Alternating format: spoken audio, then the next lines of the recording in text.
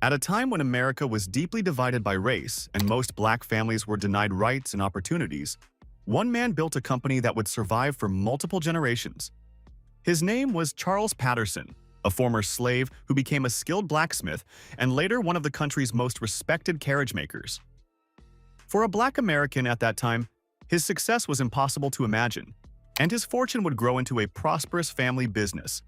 But not every great fortune lasts forever, and in this video we'll witness the Patterson family's slow rise, remarkable success, and tragic decline. Breaking out of slavery. Charles Richard Patterson was born in 1833 on an old plantation in Virginia. He was born into slavery, and for that reason, almost nothing was officially recorded about his birth and childhood. Because of that, we know very little about what his early life was really like. What we do know today is that at some point, his family eventually traveled north to Greenfield, Ohio. Many interesting things stood out about this region 200 years ago. For one, Greenfield back then was a small town with a rare reputation, a stop on the Underground Railroad. It was also one of the few places where black families had a real chance to build a future instead of just trying to survive.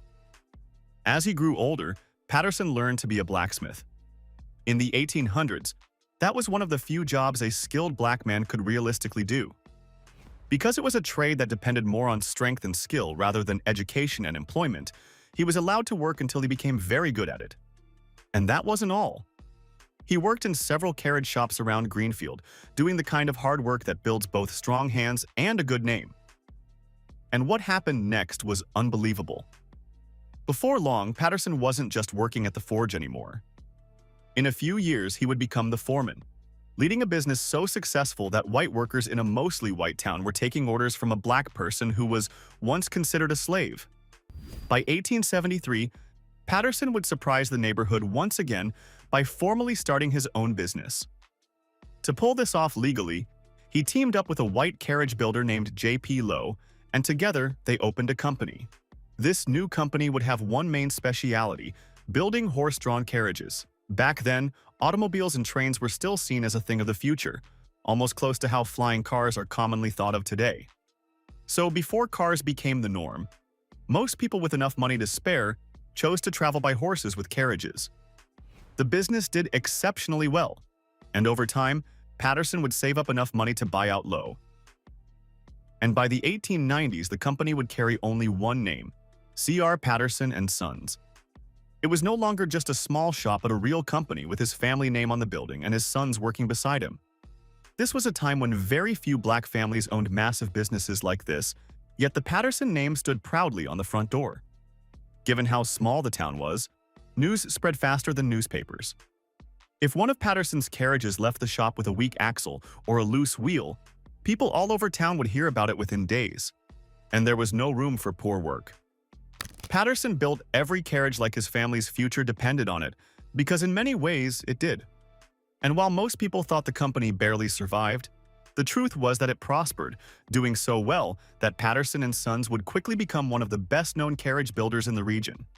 Newspaper ads from the time showed their carriages being shipped as far away as Illinois and Tennessee. They made about 25 different carriage models, from simple buggies to mail wagons and school transportation. Black and white workers for the first time in forever were now building vehicles together in the same shop, something that was still very strange and uncommon across many parts of America. Perhaps one of the biggest reasons Patterson's business blew up to almost instant success is the philosophy behind how work. Based on his many quotes printed in the oldest newspapers, his idea was simple: good quality builds trust, and trust can survive even in difficult times. In other words, people bought his carriages because they were built well, not because they wanted to make a political statement. His products were the work of a man who refused to settle for less. And among the many great things he brought into the world were his children. Charles Patterson had several of them, but the one that would make history was a young man named Frederick. And this is where the story begins to change. Fighting and prospering over the racial system. Frederick Douglass Patterson, named after the famous abolitionist, was born in 1871. Though his father owned a massive business, it was clear from early on that he would have to fight for it. And for his first major battle, he would have to get an education. This was a huge deal in 1886, as Greenfield High School refused to let Frederick attend because he was black. Most fathers living at that time probably would have accepted it, and Charles Patterson was no exception. So he took the school board to court. The board argued that Ohio's old black laws gave them the right to keep Frederick out. The court disagreed, and Frederick was ordered into the school under the same rules as every white student. The school board was also ordered to pay all the legal costs. The news was unbelievable for the time, especially because Ohio still had parts of its old black laws on the books, rules written years earlier to limit the rights of black people. The school board used those laws to argue that Frederick did not belong in the classroom. Yet a former slave challenged that argument in court and won.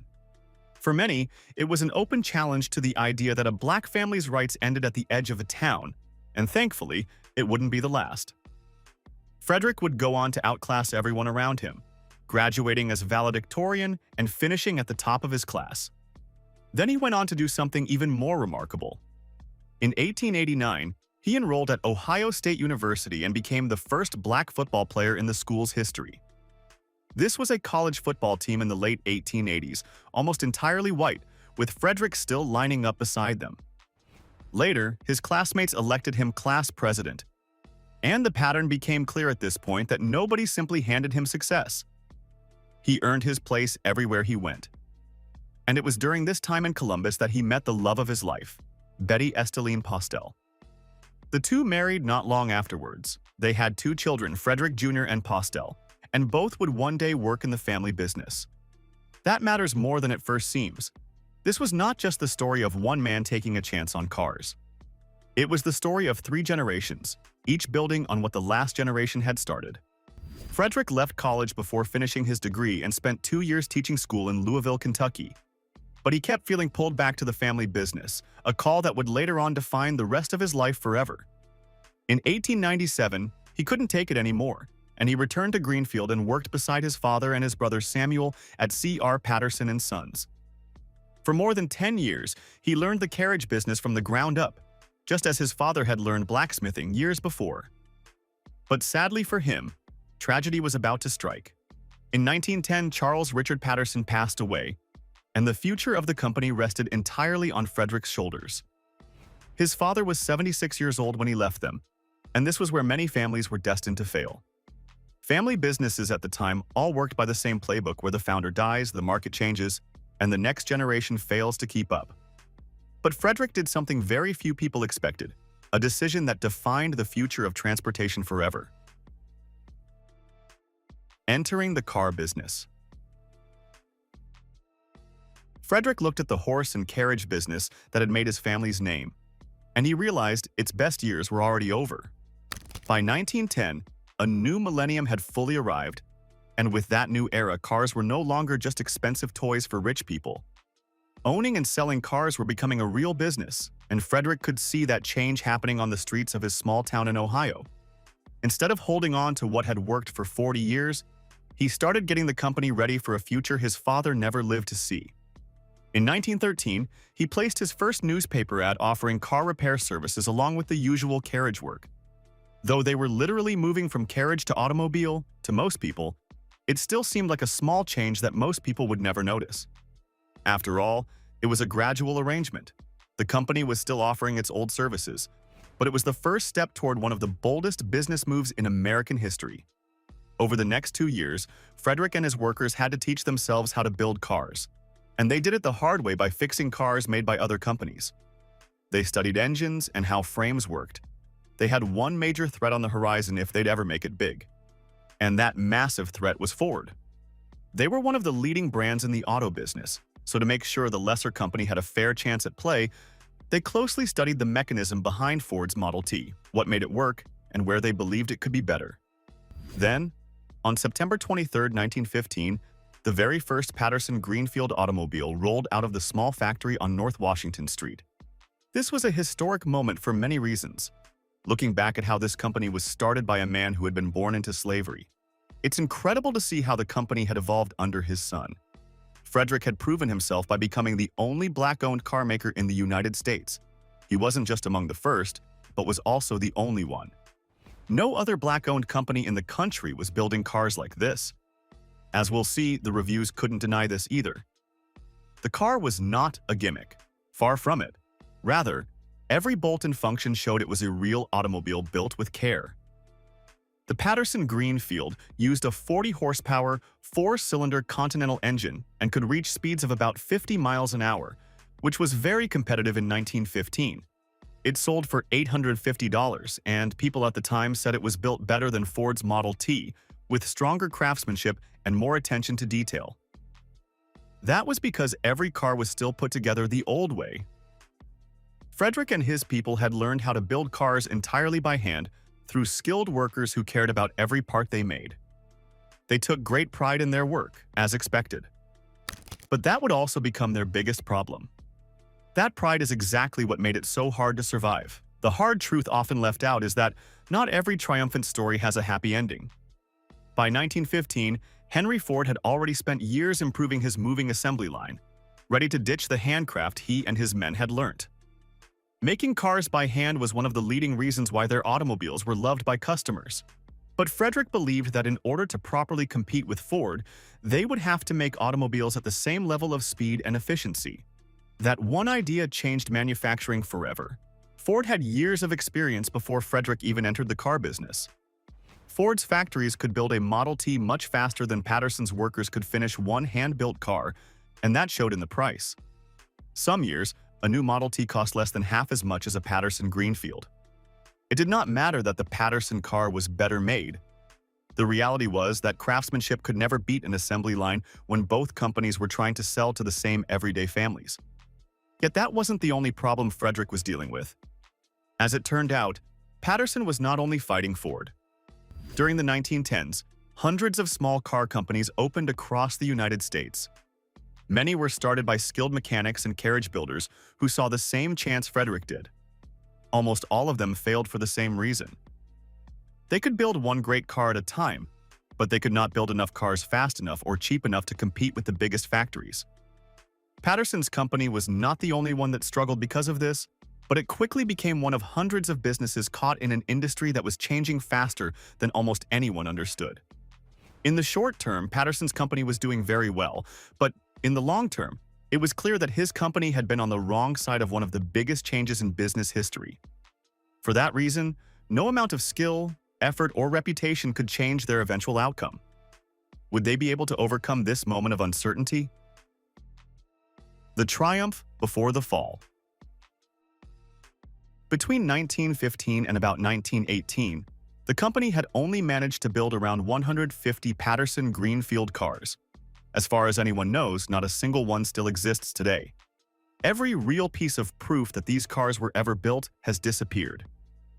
All that remains in 2026 are old newspaper ads, company records, and the memories passed down by the Patterson family before the story was almost forgotten. Most business owners, facing a giant like Ford, would have shut their doors. But Frederick Patterson refused to do so. With that mindset, when building cars was no longer a winning business, Frederick changed direction again. He looked at what his factory and workers did best: building strong, well-made vehicle bodies. So instead of trying to compete with Ford by making complete cars, he began building bus and truck bodies that were placed on chassis made by larger companies. Around 1921, the business changed its name to the Greenfield Bus Body Company. Looking back, it may have been the smartest decision anyone in the Patterson family ever made. But how would it work? Thankfully, the plan went well, and on a much bigger scale than most people realize today. At its busiest, the Greenfield Bus Body Company employed more than 70 workers, both black and white, continuing the same mixed workforce Charles Patterson had started years earlier. The factory built as many as 500 buses every month. These buses were not just sold nearby, they were used across Ohio, Indiana, Kentucky, West Virginia, and Pennsylvania.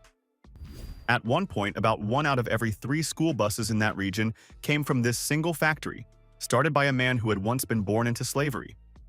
If Frederick had refused to adapt and kept building cars, this would be a much shorter and much sadder ending. Instead, switching to buses became the most successful part of the company's history. More people rode in Patterson-built buses than ever rode in Patterson-built cars. More children went to school on Patterson buses than the total number of Patterson Greenfield cars ever produced. It went from a backup plan to becoming the family's greatest success. It also mattered because of who built those buses. A black-owned company with black and white workers side by side was making vehicles that carried children across 5 different states. At the same time, many of those same states still had laws separating black and white students once they reached school. In its little way, those buses became a symbol of teamwork long before much of the country was ready for it. Everything seemed to be going just great for the company. Profitable sales were up, and it seemed nothing could go wrong with the business. But tragedy was about to strike. Frederick Patterson died in 1932 while still leading the company he had rebuilt twice, first from carriages into cars and then from cars into buses. The business passed to the 3rd generation of the Patterson family, and for a few more years it stayed alive. However, there was an even bigger problem on the horizon. 1932 was one of the worst possible times for a company to lose the man who had guided it through every major challenge. The Great Depression. This was one of the darkest economic times in human history. The Great Depression. It was making life harder for every factory in America. School districts, which had once been steady customers, were cutting their budgets just to keep their schools open. The company kept fighting through most of the 1930s. But in 1939, after 70 years in business and 3 generations of the same family, from carriages to cars to buses, the Greenfield factory finally closed its doors. There was no huge scandal, wrong decision, or financial wrong done. No single person was to blame. It was simply a small but remarkable company that slowly ran out of time during an economic crisis it did not have the money to live through. For many years after that, the story was almost forgotten. Charles Patterson's carriages, Frederick's automobile, and the buses that had once filled roads across 5 states disappeared from the nation's memory. They became part of local Ohio history instead. It was not until 2021, more than 80 years after the company closed, that Charles Richard Patterson and Frederick Patterson were finally welcomed into the Automotive Hall of Fame. At last, they were recognized for what they truly were. The first, and still the only, African-American family to build and sell their own automobile brand in United States history. So, why does this story still matter today? Because it is not really about cars. It is about what happens when real talent, real honesty, and real determination run into a challenge that no family could overcome. Frederick Patterson did not fail because he lacked vision. He saw the future of automobiles before many of his competitors did. He did not fail because he built a bad product. As we've covered, many people believed his cars were better made than Ford's. He struggled because he was building every car by hand at the exact moment the world decided that speed and low prices mattered more than perfect craftsmanship.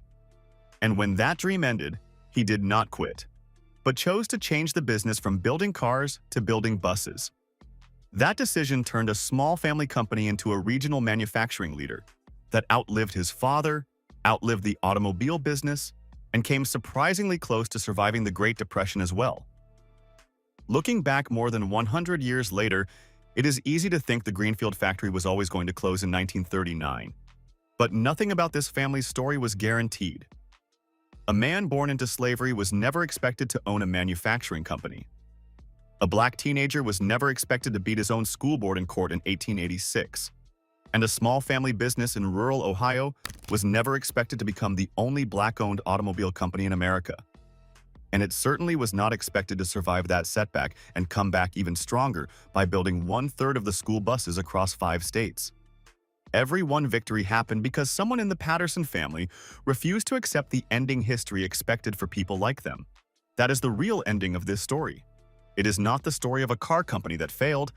Instead, it is the story of a family that adapted, rebuilt, and refused to give up for 3 generations. It started with a man who was not even legally allowed to own property and ended with a factory that built 1/3 of the school buses across 5 American states.